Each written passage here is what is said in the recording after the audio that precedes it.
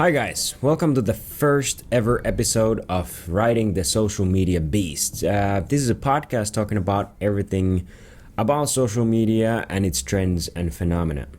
My name is Jonas, and here with me is Dwayne the Beast Atkins. Yeah, and behind the scenes is Steve.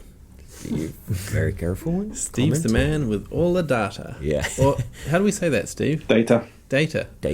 Well, I'm going to say data. You just can to say confuse everybody. you can say data Data. if you want to say it wrong. yeah, Thanks, Steve. data. All right.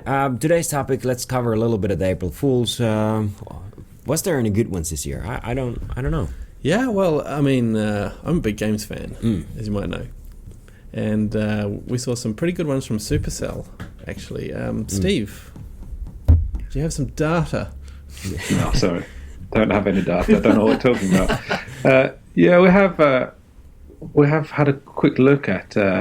Which one do you want me to look at? Which of their games? Clash of Clans. I think Clash of Clans did really well this year. Okay, so Clash of Clans had a really good April Fools, and it was Clown Wars. Yeah. Clown Wars, that's right. Yeah, Clown Wars. Now, that was awesome because Supercell have been listening to their audience, and their audience has been asking for Clan Wars for like forever. They knew it was coming, right? Yeah, they knew Clan Wars is on the way. Yeah. And then I noticed a couple of days later, they actually released Clan Wars. So they made this big April Fool's joke, like, hey, here's a big joke, we're releasing Clown Wars, and everyone's like kind of, haha, funny, and I suppose some of the comments there were like, give us Clan Wars. Yeah. And then like 3 days later, here's Clan Wars, and what do you think the audience did? Actually, what did the audience do? Well, actually, they liked both of them, and the April Fools had a ton of likes, 35,000 likes, and people were really happy about it.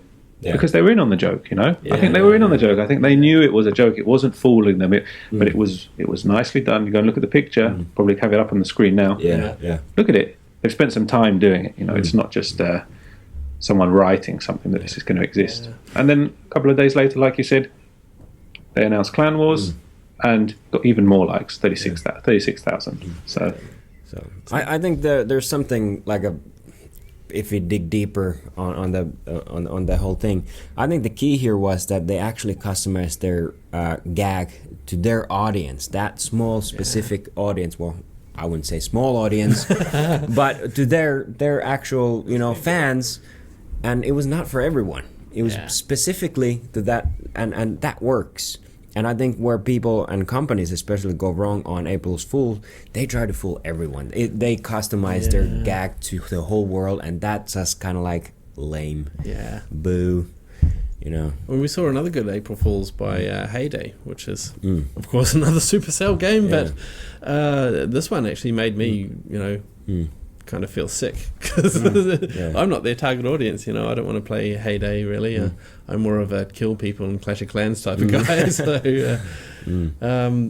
what do you have to say about that one, Steve? Well, have a look. Maybe we'll get this one up on the screen as well. But just have a look at the difference in Heyday's picture. They had this unicorn, unicorn, and the further joke was that it was a piece of corn, a corn on the cob on his head. Yeah, and I mean, the thing is, that's the level of humour maybe that might not tickle us exactly. Might not, but like you said, we're not the target audience. But for their audience, he was fantastically successful. 47,000 likes, even more popular than the Clash of Clans one. So you mentioned about the targeting to the audience, and this was a good example of something that we're kind of like, whatever.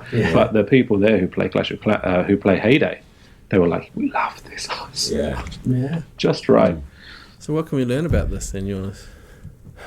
If you're gonna do it well. Simply as that. Focus on your customer base and think what they would love. And kind of it's the exclusivity. I think. Tell me if I'm wrong, but I think that when you're part of that kind of society and you get custom created stuff which speaks to you, that's the key. You're part of something bigger, and I think that's what people, when they engage with the brands, that's what they want to be. They want to be with the brand. I think that's... So it's not really about fooling people these days. I mean, I guess it's so played out now. Yeah. People are saying, "Oh, it's April Fails Day," and they're saying this is a day that I stay off the internet because every piece of news I read is going to be fake. Yeah. Actually, that's a good point. Do you have any good examples? Like, please send us some April fails. That would be really cool. We can go into it next week. What was the worst? What was the lamest April Fools on the internet this year? That was really bad. Well, if you've got some good ones, send us those as well. But in particular, we like the fails. Please do comments and share your stories if you felt cheated or if you found yourself enjoying a good gag this year. Share it on Twitter, and we'll get back to you next week. Yeah. Yeah. All right. Stay beastie. Yeah. San Diego. Yeah, exactly. All right. Ciao.